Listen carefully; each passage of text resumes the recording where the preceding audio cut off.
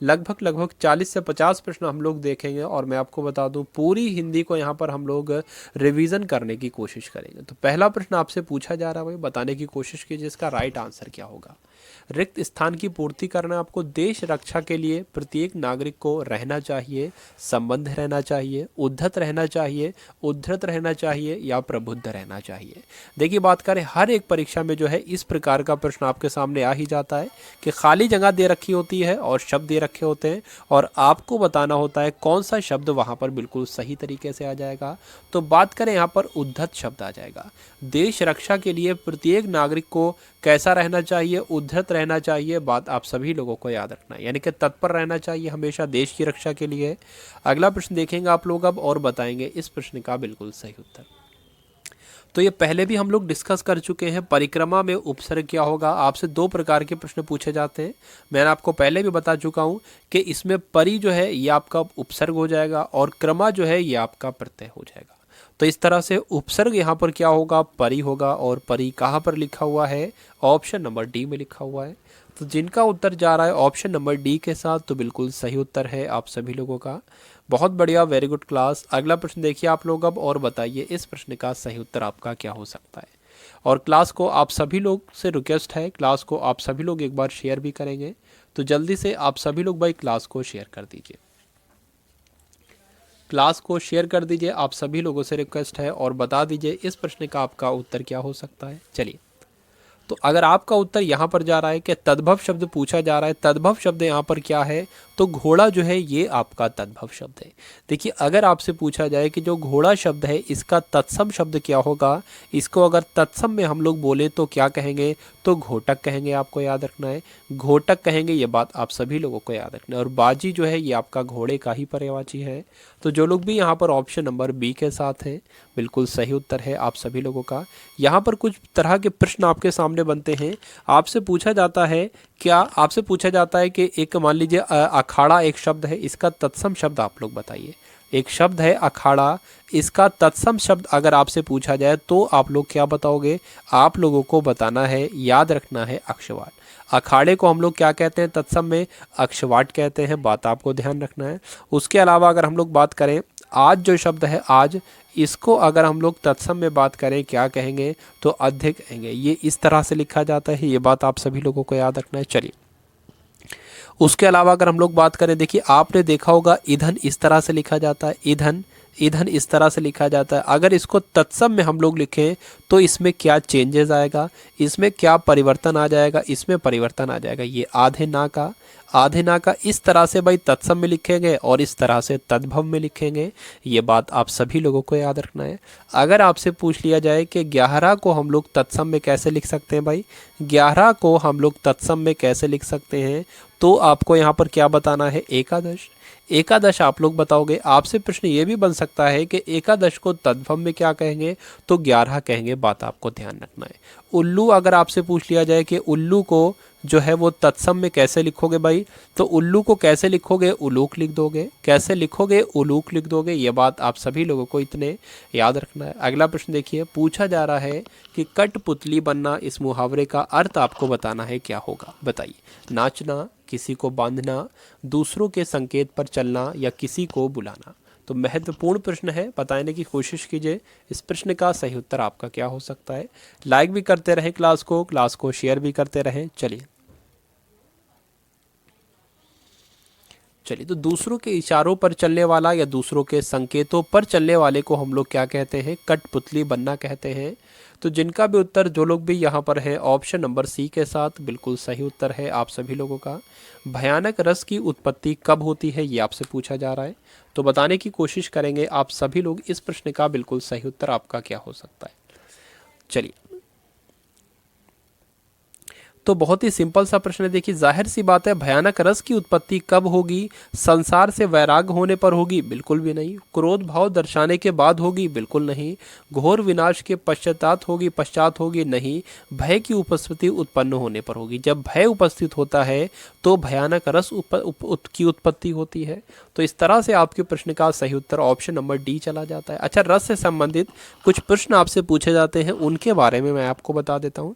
रस का मतलब क्या होता है, है रस को हम लोग आनंद भी कह सकते हैं, ठीक है, आनंद भी कह सकते हैं, यानी कि काव्य को पढ़ने और सुनने में जो मज़ा आता है, जो आनंद की अनुभूति होती है, उसी को हम लोग क्या कहते हैं, रस कहते हैं।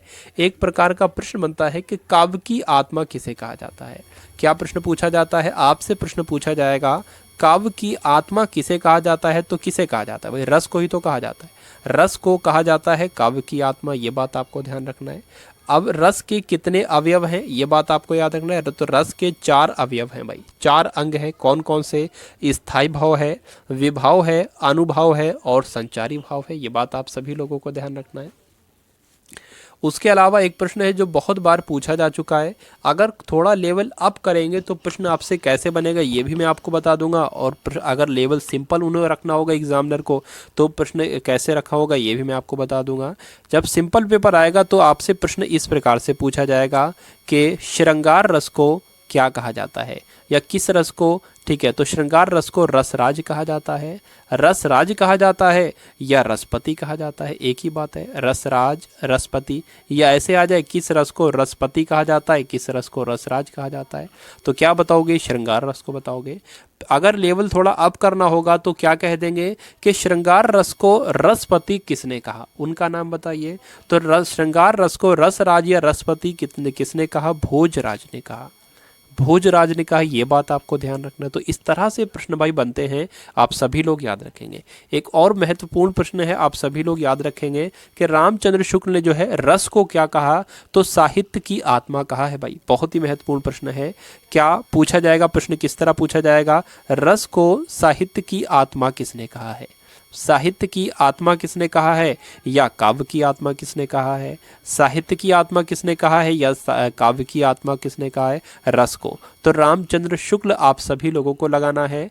उसके अलावा अगर आपसे पूछा जाए रस के प्रतिष्ठापक कौन है, तो मम्मट का नाम आपको याद रखना है। मम्मट जो है ये कौन है, ये रस के प्रतिष्ठापक ही तो हैं। चलिए अगला प्रश्न देखिए आप लोग अब, और बता दीजिए इस प्रश्न का आपका उत्तर क्या हो सकता है। पूछा जा रहा है कि निम्न पंक्तियों में कौन सा रस है, बतरस लालच लाल की मुरली धरी लुकाए, सौह करे भौहनी हंसय दहे कहे नटी जाए। तो हास्य रस है, अद्भुत रस है, श्रृंगार रस है या वीर रस है, बताने की कोशिश कीजिए भाई। इस प्रश्न का बिल्कुल सही उत्तर क्या होगा बताइए। देखिए, बतरस लालच लाल की मुरली धरी लुकाए, सौ करे भौहनी हंसे दहे कटी, यानी कि देखा जाए तो यहाँ पर मिलन की बात चल रही भाई, ठीक है, प्रेम और प्रेमिका के देखा जाए तो मिलन की बात चल रही है। तो अगर मिलन की बात चल रही होती है तो संयोग श्रृंगार रस होता है वहाँ पर। अगर मिलन की बात नहीं चल रही होती है, यानी कि अभी मिलन नहीं हुआ होता है, तो वहाँ पर वियोग श्रृंगार रस होता है। ये 2 बातें आप सभी लोगों को याद रखना है। चलिए, तो जिनका उत्तर जा रहा है ऑप्शन नंबर सी के साथ, बिल्कुल सही उत्तर है आप सभी लोगों का। अब यहाँ पर और कौन कौन से तरीके से प्रश्न आपसे बनते हैं, आपको दे दिया जाएगा कि श्रृंगार रस का स्थायी भाव आप लोग बताइए। तो श्रृंगार रस का स्थायी भाव जो होता है, रस भी होता है, रस भी हो सकता है और प्रेम भी हो सकता है। तो ऑप्शन में कुछ भी आ जाए, आप लोग क्या बताओगे, श्रृंगार रस का ये स्थायी भाव होते हैं। हास्य रस के स्थायी भाव याद करने की जरूरत ही नहीं, हास्य लिखा होगा, हास्य लिखा होगा। करुण रस का स्थायी करने पर क्या होगा भाई, शोक होता है, शोक होगा। तो करुण रस का स्थायी भाव क्या हो जाएगा, शोक हो जाएगा। उसके अलावा रौद्र रस का स्थायी भाव क्या होता है भाई, क्रोध होता है, आपको याद रखना है। वीर रस का, तो वीर के अंदर क्या होगा, उत्साह की कमी नहीं होगी, वीर के अंदर उत्साह की कमी नहीं होगी, बात आपको ध्यान रखना है। उसके अलावा जो करुण होगा तो शोक होगा ही, यानी कि करुण है तो शोक है। उसके अलावा अगर मान लीजिए कि क्रोध है जहाँ पर, तो वहाँ पर रौद्र होगा ही ज़रूर।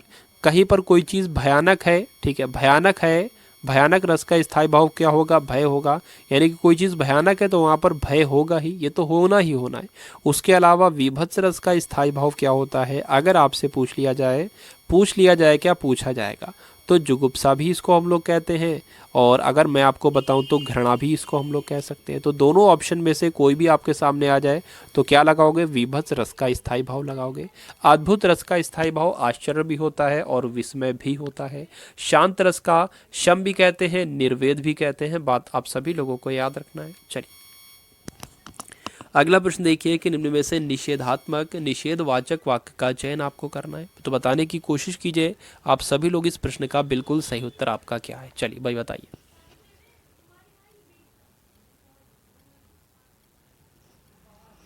तो क्या होगा आपके इस प्रश्न का बिल्कुल सही उत्तर सिंह बड़ा ताकतवर जानवर है। निषेधवाचक वाक्य का चयन करना है। क्या सिंह बड़ा ताकतवर जानवर है? अरे सिंह बड़ा ताकतवर जानवर है या उपरोक्त में से कोई नहीं? बताइए।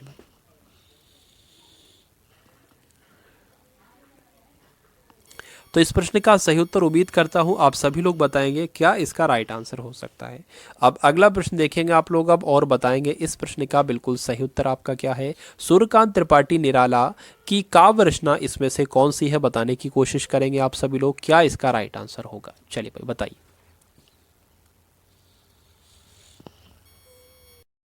तो बहुत ही महत्वपूर्ण प्रश्न है, आप सभी लोग याद रखेंगे। सूर्यकांत त्रिपाठी निराला की काव्य रचना निम्न में से क्या है? झरना है, तो झरना तो भाई जयशंकर प्रसाद की है। जूही की कली, निहार या गुंजन? तो आपका उत्तर यहाँ पर क्या हो जाएगा? जूही की कली आपके इस प्रश्न का बिल्कुल सही उत्तर हो जाएगा।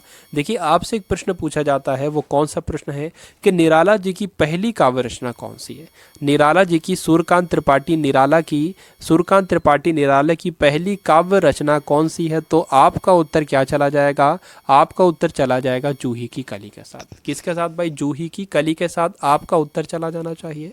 तो जिनका उत्तर जा रहा भाई ऑप्शन नंबर डी बी के साथ, तो बिल्कुल सही उत्तर है आप सभी लोगों का। चलिए तो इसमें आप लोग बताइए कि गुण के विरुद्ध नाम होना, इसके लिए लोकोक्ति के लिए अर्थ आपको बताना में क्या होगा?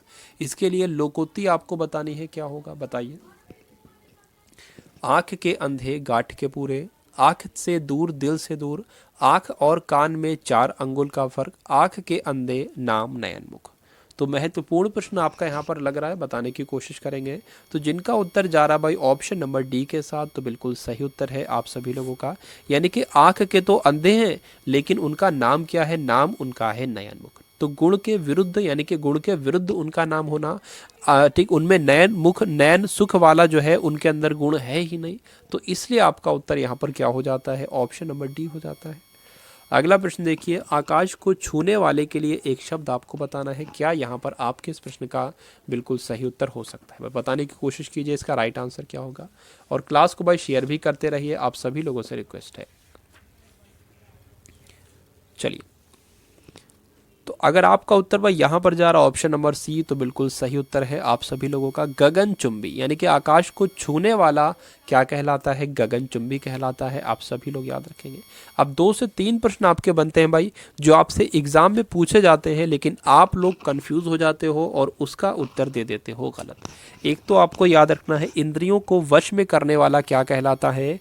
इंद्रियों को वश में करने वाला इंद्रिय जित कहलाता है। क्या कहलाता है भाई? आप सभी लोग याद रखेंगे। इंद्रिय जित हम लोग बोलते हैं किसको? जो इंद्रियों को वश में कर ले, जो इंद्रियों को वश में कर ले। बात आप सभी लोगों को याद रखना है। चलिए उसके अलावा आप सभी लोग याद रखेंगे कि मान लीजिए, ठीक है, इंद्रियों पर किया जाने वाला वश जो होता है ये क्या कहलाता है? ये इतना इंपॉर्टेंट नहीं है वैसे तो, इंद्रिया विग्रह इसको हम लोग कहेंगे। इंद्रियातीत इंपॉर्टेंट है। इंद्रियातीत में क्या लिखा हुआ है भाई? इंद्रियातीत में क्या कहना है आपको? इंद्रिया, पहले तो देख लीजिए शब्द कैसा लिखा जाएगा, इंद्रियातीत। तो इंद्रियातीत क्या हो जाएगा? आपका जो इंद्रियों के ज्ञान से बाहर है, इंद्रियों के ज्ञान से बाहर इंद्रियातीत कहलाएगा। और इंद्रियाजीत किसे कहेंगे? इंद्रियों को वश में करने वाले को इंद्रियाजीत कहेंगे। बात आप सभी लोगों को याद रखना है। चलिए, और जो तत्काल कविता कर दे आशु कवि कहलाएगा। बात आपको ध्यान रखना है। वाक्य को सुधारी, इसमें आपको देखिए वाक्य को सुधारना है। बाढ़ पीड़ित लोगों को धन की आवश्यकता है। जो बाढ़ से प्रभावित लोग हैं, पीड़ित लोग हैं, उनको धन की आवश्यकता है। तो बताइए भाई, देखिए धन की आवश्यकता उनको क्यों होगी? उनको धन की आवश्यकता क्यों होगी?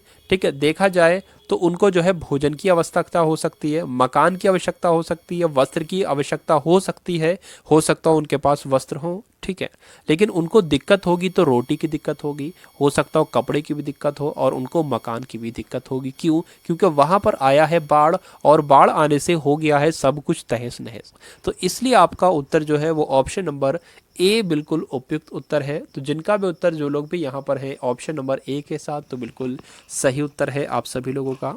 अगला प्रश्न देखेंगे आप लोग अब और बताएंगे इस प्रश्न का सही उत्तर। चलिए भाई, सुपरन्योशन शब्द का मतलब आपको बताना है। क्या इसका मतलब होता है? इसका मतलब क्या होता है भाई? तो बात करें सेवानिवृत्त, इसका मतलब होता है। क्या मतलब हो जाएगा इसका? सेवानिवृत्त हो जाएगा। चलिए तो सेवानिवृत्त कहाँ पर लिखा हुआ है? सेना में। सेवानिवृत्ति इसको हम लोग कह सकते हैं, जिसको पेंशन भी बोला जाता है, पेंशन भी बोला जाता है। तो जिनका उत्तर जा रहा है ऑप्शन नंबर ए के साथ, बिल्कुल सही उत्तर है आप सभी लोगों का। बहुत बढ़िया, वेरी गुड। अगला प्रश्न देखिए, सही विकल्प आपको चुनना है। पल्लव वन में सूत्र, वाक्य, विचार या भाव को मात्रा विस्तार दिया जाता है, या मात्र विस्तार दिया जाता है, या मात्र विस्तार नहीं दिया जाता है, या मात्र विस्तार दिया जाता है। तो क्या होगा आपके इस प्रश्न का? बिल्कुल सही उत्तर बताने की कोशिश कीजिए। तो आप सभी लोग याद रखेंगे मात्र विस्तार दिया जाता है। जो पल्लव में सूत्र, वाक्य, विचार, भाव को क्या दिया जाता है? मात्र विस्तार दिया जाता है, याद रखना है आपको। अगला प्रश्न देखिए, छंद में विराम अथवा ठहराव को क्या कहा जाता है? बताइए। तो बताने की कोशिश कीजिए इस प्रश्न का। बिल्कुल सही उत्तर आपका यहाँ पर क्या हो सकता है? बताइए भाई। तो जिनका भी उत्तर यहाँ पर जा रहा है भाई ऑप्शन नंबर सी के साथ, तो बिल्कुल सही उत्तर है आप सभी लोगों का। छंद में देखिए जब विराम होता है या ठहराव होता है तो उसको हम लोग क्या कह सकते हैं? यति उसको हम लोग कहते हैं। क्या कहते हैं भाई? यति हम लोग कहते हैं। बात आप सभी लोगों को याद रखना है। चलिए, अगर छंद की यहाँ पर हम लोग बात करें तो आप सभी को पता होगा, एक प्रश्न आपसे पूछा जाता है कि छंद का दूसरा नाम क्या है? तो छंद का दूसरा नाम क्या है भाई? पिंगल इसको हम लोग कह सकते हैं। क्या कह सकते हैं? पिंगल इसको हम लोग कह सकते हैं, छंद का दूसरा नाम। ठीक है।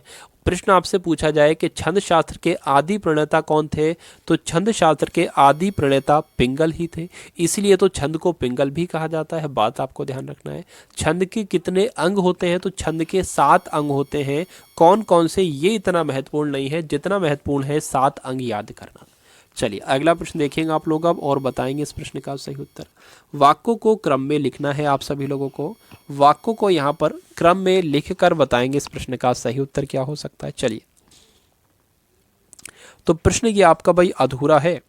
प्रश्न ये आपका जो है वो अधूरा है, यहाँ पर मैं आपको बता दूं। तो इसलिए जो है इस प्रश्न को क्या कर दे, अच्छा अधूरा नहीं, बाकी का यहाँ पर आ गया। चलिए भाई, बहुत अच्छी बात है। एक प्रश्न अभी आपका रह जाता तो अब वो आपका हो जाएगा। तो बताने की कोशिश कीजिए यहाँ पर राइट आंसर क्या होगा। किनारे खड़ा 5वां लड़का पानी में गिर पड़ा। पहली वाली लाइन कौन सी आएगी? ये पहली बात मैं आपसे पूछ रहा हूँ। 5 लड़के नदी के किनारे घूमने गए, उसे तैरना नहीं आता था। या है चारों लड़के बातें करने में इतने व्यस्त थे कि उन्होंने डूबते हुए अपने मित्र को देखा तक नहीं। तो बात करें यहाँ पर सबसे पहले कौन सा आ जाएगा? देखिए, हाँ भाई, 5 लड़के नदी के किनारे घूम रहे थे। तो सबसे पहले 5 लड़कों के बारे में बताया जा रहा है। ठीक है, किनारे घूम रहे थे, उसे तैरना नहीं आता, तो ये तो भाई नहीं आएगा। किनारे खड़ा 5वां लड़का पानी में गिर पड़ा। हाँ, सबसे पहले आपका क्या आ जाएगा? पहले नंबर पर 5 लड़के नदी के किनारे घूम रहे थे। उसके बाद दूसरा क्या आ जाएगा? किनारे खड़ा जो 5वां लड़का था वो पानी में गिर पड़ा। उसके बाद आपका क्या आ जाएगा? उसे तैरना नहीं आता था। किसे तैरना नहीं आता? जो 5वां लड़का पानी में गिर गया था उसे तैरना नहीं आता था। तो यहाँ पर बात करें, सेट कर लेते हैं, और 3 तो वाक्य ये हो गए, बचा ये आपका चौथे नंबर पे आ जाएगा। तो चौथे नंबर पे कौन सा वाक्य? एक तो ये है, एक तो ये है।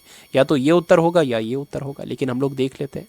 पहले आपका कौन सा आया था? बीच वाला आया था ना, दूसरा वाला आया था। उसके बाद कौन सा आया था आपका?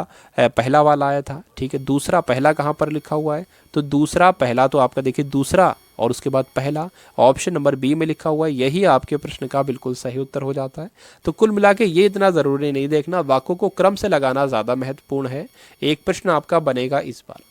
ठोस का विलोम आपको बताना है क्या होता है? सघन होगा, तरल होगा, घन होगा या निर्धन होगा? बहुत ही महत्वपूर्ण प्रश्न है, बताने की कोशिश कीजिए इसका राइट आंसर क्या होगा। तो कोई चीज़ ठोस है, ठीक है, कोई चीज़ ठोस है तो कुल मिला के ठोस का विलोम हम लोग तरल कह सकते हैं। क्या कह सकते हैं? तरल कह सकते हैं। तो इस तरह से आपका राइट आंसर हो जाता है ऑप्शन नंबर बी। अगला प्रश्न देखिए आप लोग अब और बताइए इसका सही उत्तर। अंकुरित में प्रत्यय आपको बताना है कौन सा है। अंकुरित में प्रत्यय उरित होगा, इत होगा, रित होगा या ता होगा? तो बताने की कोशिश कीजिए आप सभी लोग इस प्रश्न का बिल्कुल सही उत्तर क्या हो जाएगा। देखिए, आपने एक शब्द सुना होगा अंकुर। अंकुर आपने एक शब्द सुना होगा, आप सभी लोगों ने सुना होगा। तो अगर इसमें हम लोग क्या जोड़ ले तो ये शब्द बन जाए, इतना आपको बताना है। उपसर्ग आपको पता चल गया, बस प्रत्यय आपको बताना है क्या यहाँ पर आपके इस प्रश्न का बिल्कुल सही उत्तर होगा। चलिए, तो अंकुर धन इत अगर हम लोग करते हैं तो कौन सा शब्द बन जाएगा? अंकुरित शब्द बन जाएगा। तो इत यहाँ पर आ गया है जो एक प्रत्यय है, तो इसलिए इसका राइट आंसर क्या है? ऑप्शन नंबर बी है। यह बात आप सभी लोगों को ध्यान रखना है। तो जिनका भी उत्तर जा रहा है भाई बी बिल्कुल सही उत्तर है। अगला प्रश्न देखिए आप लोग अब कि परचम निम्न में किसका पर्यायवाची शब्द है? बताइए। क्या इस प्रश्न का बिल्कुल सही उत्तर हो सकता है भाई? बताने की कोशिश कीजिए आप सभी लोग, इसका राइट आंसर क्या होगा। फटाफट क्लास को आप सभी लोग भाई शेयर भी करेंगे। आप सभी लोग एक बार इस क्लास को शेयर करेंगे और बताएंगे इस प्रश्न का सही उत्तर। बता दीजिए भाई, परचम का निम्न में से किसका पर्यायवाची शब्द? देखिए परचम की बात करें, परचम क्या होता है? परचम हम लोग झंडे को कहते हैं। झंडे को हम लोग क्या कहते हैं? परचम कहते हैं। परचम को ही हम लोग पताका कहते हैं और पताके को ही हम लोग झंडा कह सकते हैं। तो ये एक दूसरे के क्या हैं? ये एक दूसरे के पर्यायवाची हैं। और उसके अलावा हम लोग झंडे को केतन भी कहते हैं, यानी कि परचम का पर्यायवाची क्या हो जाएगा? केतन हो जाएगा।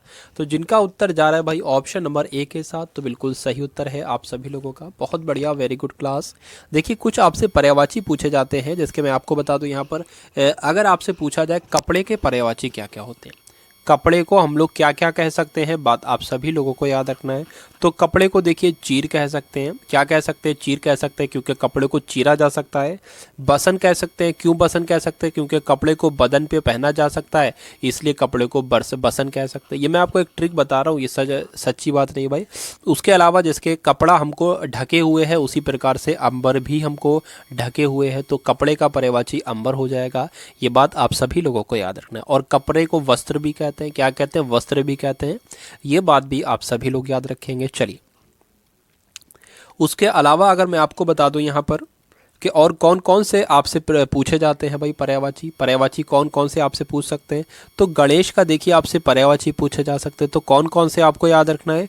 गणेश के देखिए गणपति, गजानन, गजानंद और गजबदन। तो तीन तो ऐसे ही याद हो गए। गा से गणेश भैया, गा से गणेश, और गा से ही गणपति, गा से ही गजबदन और गा से ही गजानन। ये बात आपको याद रखना है। और गा से ही गौरी सुत। तो ये सब गणेश के पर्यायवाची हैं, आप सभी लोग याद रखेंगे। चलिए उसके अलावा आपसे कौन कौन से पर्यायवाची पूछे जा सकते हैं? आश्रम के पर्यायवाची कौन कौन से होते हैं? मठ होता है, विहार होता है, कुटी होता है और संघ होता है। बात आपको ध्यान रखना है। चलिए अगला, नौकर का पर्यायवाची अब आपको बताना है भाई। सेवा होगा, सेवक होगा, सहचर होगा या सहचरी होगा। देखिए बात करें सेवा, नौकर करता तो सेवा है, लेकिन पूछा जा रहा है कि नौकर को हम लोग और किस नाम से जानते हैं। तो सहचर तो हम लोग नहीं कहते हैं, ना तो सहचरी कहते हैं, ना ही सेवा कहते हैं। सेवक हम लोग ज़रूर कह सकते हैं। सेवक कौन होता है? जो हमारी सेवा करता है। और नौकर को भी सेवक कहा जाता है। तो जिनका उत्तर जा रहा है वही ऑप्शन नंबर बी के साथ बिल्कुल सही उत्तर है आप सभी लोगों का। बहुत बढ़िया, वेरी गुड। अगला प्रश्न देखिए आप लोग अब के सर्वनाम के उचित रूप से रिक्त स्थान की पूर्ति आपको करना है। खाली जगह में बताना है कौन सा शब्द प्रयुक्त होगा। आपका बड़ी बहन कहाँ रहती हैं? आपको बड़ी बहन कहाँ रहती हैं? आपकी बड़ी बहन कहाँ रहती हैं? या आपने बड़ी बहन कहाँ रहती हैं? तो कौन सा शब्द यहाँ पर आएगा? आप सभी का उत्तर जा रहा है ऑप्शन नंबर सी के साथ, जो कि बिल्कुल सही उत्तर है आप सभी लोगों का। बहुत बढ़िया, वेरी गुड क्लास। अगला प्रश्न देखिए और बताइए इसका सही उत्तर। कि निर्देश के अनुसार वाक्य को पूरा करना है आपको। काशी शहर गंगा नदी पर बसा है। तो यहाँ पर आपको बताना है भाई खाली जगह में कौन सा शब्द आ जाएगा। काशी शहर गंगा नदी के पास बसा है, गंगा नदी के बीच पर बसा है, या गंगा नदी के तट पर बसा है, या गंगा नदी के सामने बसा है। तो सही शब्द की सही यहाँ पर कौन से शब्द आ जाएंगे, कौन सा विकल्प आपके आ जाएंगे? तो हम लोग कैसे कहेंगे भाई काशी शहर जो है ये गंगा नदी के तट पर बसा है, और बसा है भी। तो इसलिए आपके प्रश्न का सही उत्तर जो है वो ऑप्शन नंबर सी हो जाता है। तो जिनका उत्तर जा रहा भाई सी बिल्कुल सही है। इसमें आपको बताना है तद्भव का मतलब क्या होता है।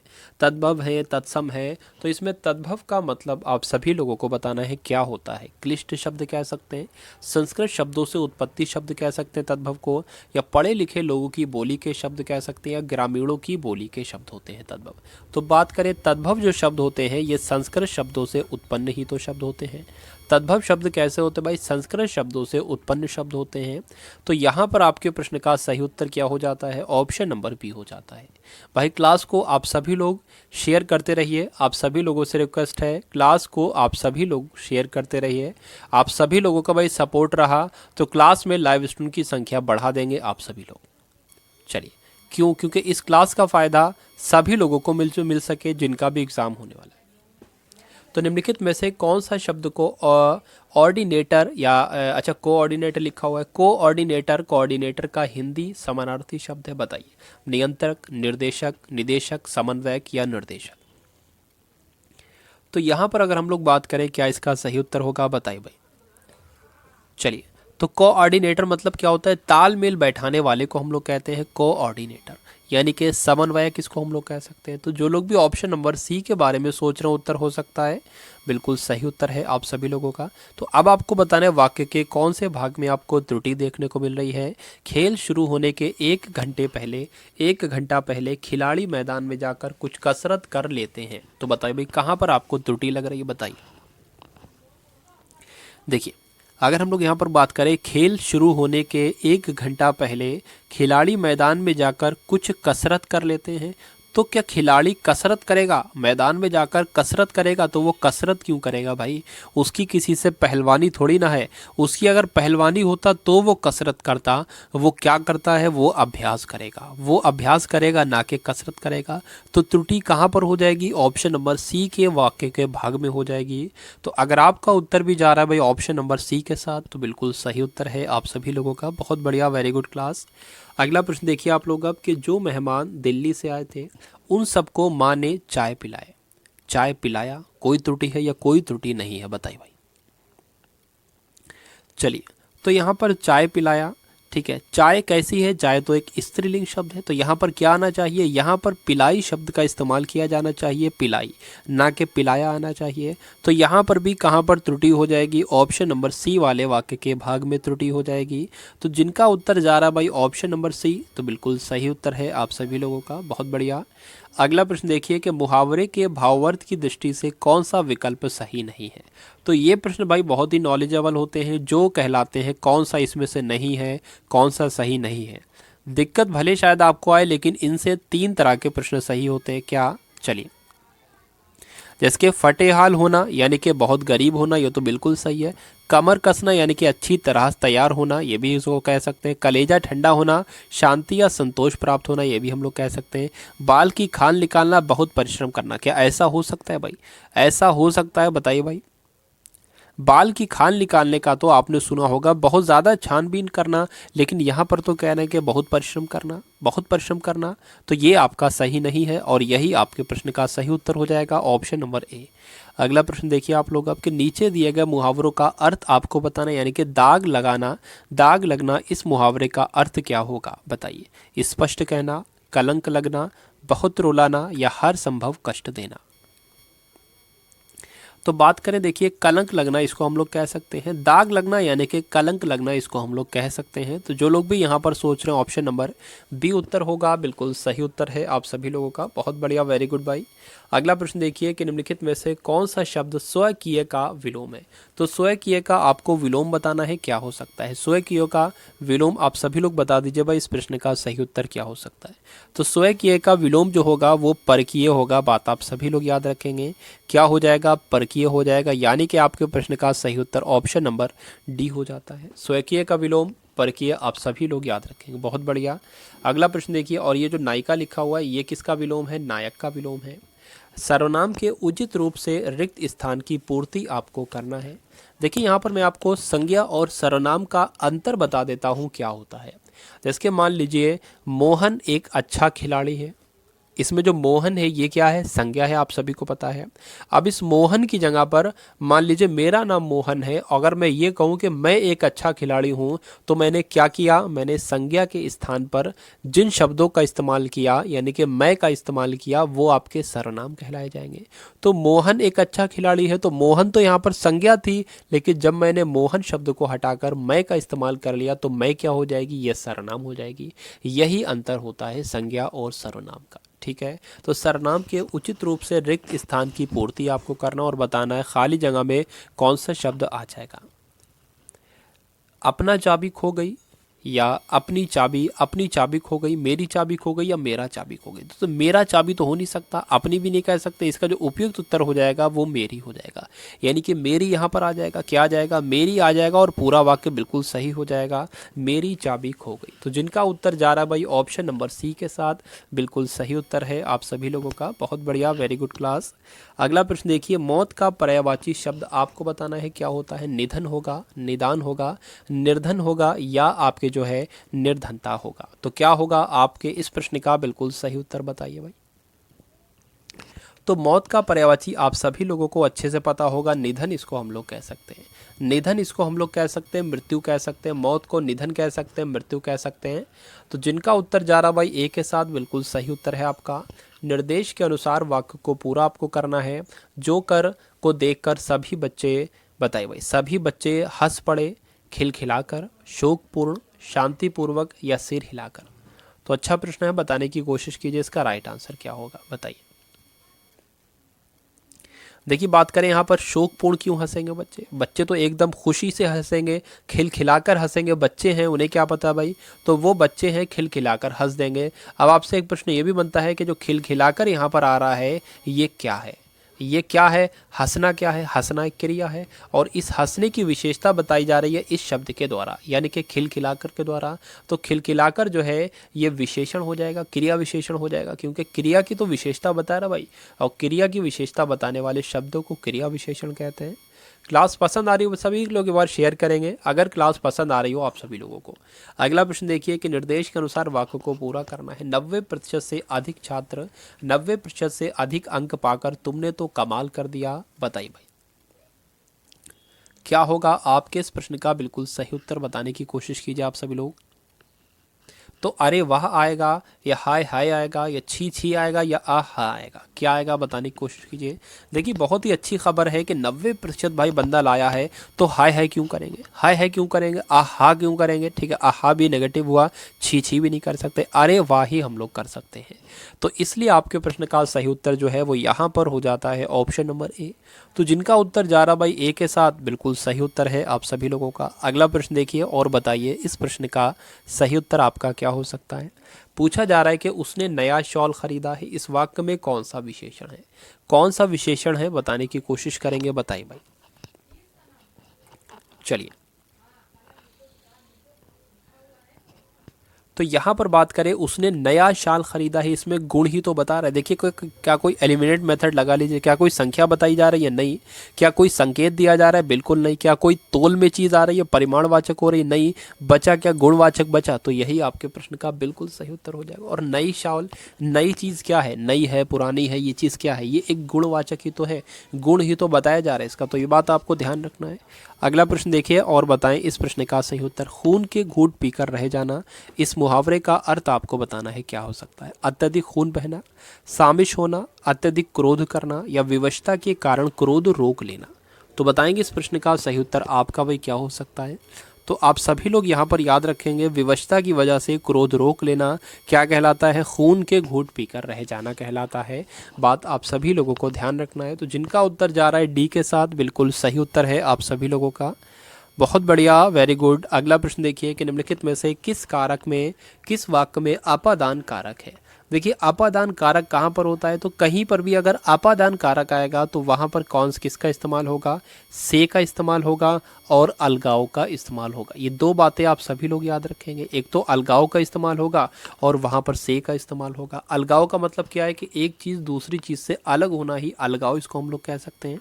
तो बताने की कोशिश करेंगे इसका सही उत्तर। वह कुल्हाड़ी से वृक्ष काटता है, तो वृक्ष कुल्हाड़ी के पास जा रही है वृक्ष, तो यहाँ पर तो अलगाव नहीं हुआ। वह भूख से बेचैन हुआ, तो वह जो है वो भूख से बेचैन हुआ, यहाँ पर अलगाव तो नहीं है भाई। लड़का पेड़ से गिरा, तो लड़का जब पेड़ से गिरा तो पेड़ से उसका अलगाव हो गया, किसका, लड़के से, लड़के का अलगाव हो गया, यानी कि लड़का अलग हो गया पेड़ से। तो यहाँ पर अलगाव की स्थिति भी पैदा हो रही है और दूसरी शर्त है यहाँ पर से भी आ रहा है, तो दोनों शर्त पूरी हो रही है अपादान कारक की। तो इसलिए आपका राइट आंसर यहाँ पर क्या हो जाता है, ऑप्शन नंबर सी हो जाता है। चौथे वाले को हमने पढ़ने की ज़रूरत ही नहीं है। अगला प्रश्न देखिए और बताइए इस प्रश्न का सही उत्तर। निम्नलिखित में से राजपुत्र शब्द में कौन सा समास है, बताइए। राजपुत्र का मतलब होता है राजा का पुत्र, राजा का पुत्र यानी कि संबंध तत्पुरुष समास यहाँ पर हो जाएगा। का की अगर आ गया तो संबंध तत्पुरुष समास हो जाएगा। बात आप सभी लोगों को ध्यान रखना है। उमेश शब्द में कौन सी संधि है बताने की कोशिश करेंगे आप सभी लोग। तो उमेश में देखिए एक मात्रा लगी है तो गुण संधि हो जाएगी, दो मात्रा लगी होती तो दीर्घ संधि हो जाती। बात आप सभी लोग ध्यान रखेंगे। कृतज्ञ का विलोम क्या होता है ये बात आपको बताना है। देखिए एहसान को मानने वाला यानी कि उपकार को मानने वाला क्या कहलाता है, कृतज्ञ कहलाता है। और कृतज्ञ किसे कहते हैं, जो एहसान को यानी कि उपकार को ना माने। ना माने उपकार मानने वाला कृतज्ञ बढ़िया व्यक्ति होता है, कृतज्ञ व्यक्ति जो होता है बड़ा ही बेकार होता है। जो उपकार को ना माने वो कैसा बंदा होगा भाई, वो बेकार बंदा ही होगा। तो कृतज्ञ का विलोम यहाँ पर क्या हो जाएगा, कृतज्ञ हो जाएगा। बात आप सभी लोगों को याद रखना है और बात आप सभी लोगों की समझ में भी आ गई होगी। अगला प्रश्न देखेंगे आप लोग अब और बताएंगे इस प्रश्न का सही उत्तर आपका क्या होगा। चलिए भाई बताइए। पूछा जा रहा है कौन सा वाक्य सही आपको लग रहा है, कौन सा वाक्य आपको सही लग रहा है। मुझे घर जाने की जल्दी है, मुझको घर जाने की जल्दी है, या मुझे घर को जाने की जल्दी। देखिए घर को तो यहाँ पर आया है, ये गलत हो जाएगा, गलत हो जाएगा। मेरे को तो मेरे को जैसे शब्द शुरू होता है मेरे से, ठीक है, मुझे से, ठीक है, मेरे से, मेरे को, ये वाले सब गलत हो जाते हैं। मुझको घर को जाने की, घर को यहाँ पर ये गलत हो जाएगा। तो डी सी बी वाला ऐसे ही गलत हो गया। बचा कौन सा, ए वाला बचा। तो यही आपका एक सही वाक्य हो जाएगा, एक शुद्ध वाक्य हो जाएगा कि मुझे घर जाने की जल्दी है। तो जिनका उत्तर जा रहा है भाई ऑप्शन नंबर ए के साथ, तो बिल्कुल सही उत्तर है आप सभी लोगों का। निम्नलिखित में से कौन सा वाक्य संयुक्त वाक्य नहीं है। तो संयुक्त वाक्य की मैंने आपको पहचान बताई थी कि अगर किसी भी वाक्य में और आ जाए, तथा आ जाए, अथवा आ जाए, या आ जाए, किंतु आ जाए, परंतु आ जाए, लेकिन आ जाए, पर आ जाए, तो वो वाक्य आपका कैसा वाक्य होगा, वो आपका संयुक्त वाक्य कहलाएगा। ये बात आपको ध्यान रखना है, ठीक है। तो बताएंगे इस प्रश्न का बिल्कुल सही उत्तर क्या है। तो राम गया लेकिन सीता आ गई, तो किंतु परंतु लेकिन पर आ जाए तो वाक्य कैसा होगा, संयुक्त वाक्य होगा। सौरभ मोहन को मूर्ख बना रहा है, तो ये तो आपका सरल वाक्य लग रहा है। कैसा वाक्य लग रहा है, सरल वाक्य लग रहा है। ये बात आप सभी लोगों को याद रखना है। उसके बाद अगर हम लोग बात करें कि गिलास हाथ से गिरा और टूट गया, तो क्या आ गया, और आ गया, एक संयुक्त वाक्य हो जाएगा। मुझे जयपुर जाना था इसलिए सुबह उठना है, तो इसलिए आ गया, ये आपका कौन सा वाक्य हो जाएगा, संयुक्त वाक्य हो जाएगा। इसलिए आ जाए तो वो भी आपका कैसा वाक्य होता है, संयुक्त वाक्य होता है। अगर अतः आ जाए तो भी आपका वो संयुक्त वाक्य हो जाए। उसके अलावा क्या आ जाए, अगर फिर भी आ जाए, नहीं तो आ जाए, और तो आ जाए, तो भी वो आपका संयुक्त वाक्य ही होगा। बात आप सभी लोगों को ध्यान रखना है। उसके अलावा यहाँ पर आपका राइट आंसर जो होगा वो बी हो जाएगा। यहाँ पर मैं आपको एक बात और बता दूँ, यहाँ पर एक बात मैं आपको और बता दूं, मैं आपको ये तो बता ही चुका हूँ कि अगर मिश्रित शब्द आ जाते हैं तो वो आपके कौन से वाक्य हो जाएंगे, मिश्रित वाक्य हो जाएगा। मिश्रित शब्द अगर आ जाते हैं तो मिश्रित वाक्य हो जाएगा। उसके अलावा अगर मान लीजिए के शब्द आ जाए, क्या आ जाए, के शब्द आ जाए, उसने कहा कि राम अच्छा है, तो के शब्द आ जाए तो आपका वो मिश्रित वाक्य हो जाएगा। अगर क्योंकि आ जाए, वह बीमार है क्योंकि उसने बहुत मेहनत कर ली, तो क्योंकि अगर किसी वाक्य में आ जाता है तो वो आपका मिश्रित वाक्य हो जाएगा। बात आप सभी लोगों को ध्यान रखना। या किसी वाक्य में जो आ जाए, तो इतने शब्द ही तो आपको ध्यान रखना है। जो मैं आपको बता रहा हूँ कुल मिला के उतना आपको ध्यान रखना है। पूरे नंबर आपके आ जाएंगे, पूरे नंबर आपके पेपर में आपके आ जाएंगे। कोई नहीं रोक सकता, एक भी प्रश्न आपका गलत हो जाए, ये बात समझ लीजिए, ये बात तय है बिल्कुल। तो जितना मैं आपको पढ़ा रहा हूँ उतना आपको पढ़ना है, डेली पढ़ना है, एक दो दिन से नहीं। पूरी क्लास को अटेंड करना है, पूरे कंसंट्रेशन से अटेंड करना है। ऐसा नहीं कि क्लास चल रही है आपका ध्यान कहीं और है, तो ये नहीं होना चाहिए भाई, ठीक है, ये नहीं होना चाहिए। क्लास में आपका ध्यान होना चाहिए। चलिए और उत्तर बताते रहिए आप सभी लोग। निम्नांकित में से कौन सा शुद्ध शब्द है।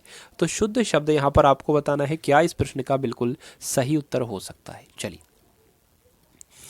देखिए, कभी कभी आपने ये भी शब्द सही देखा होगा कि ये शब्द सही है, और कभी कभी आपने जो है ये शब्द देखा होगा। तो जो शुद्ध शब्द की बात करें वो ऑप्शन नंबर बी वाला है, बी वाला है। ये बात आप सभी लोगों को ध्यान रखना है, अनुग्रहित।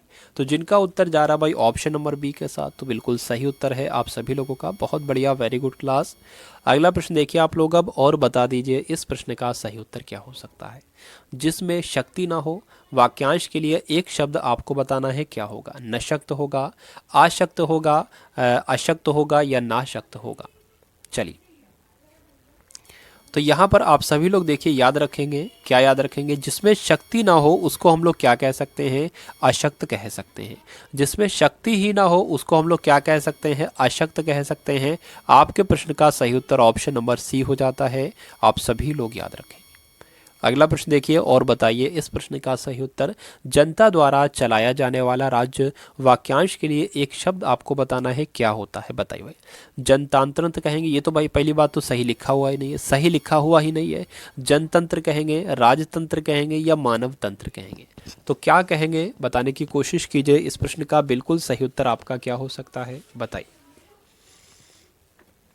राइट आंसर आपके इस प्रश्न का क्या हो सकता है बताने की कोशिश कीजिए। तो जनतंत्र आपके इस प्रश्न का बिल्कुल सही उत्तर हो जाएगा।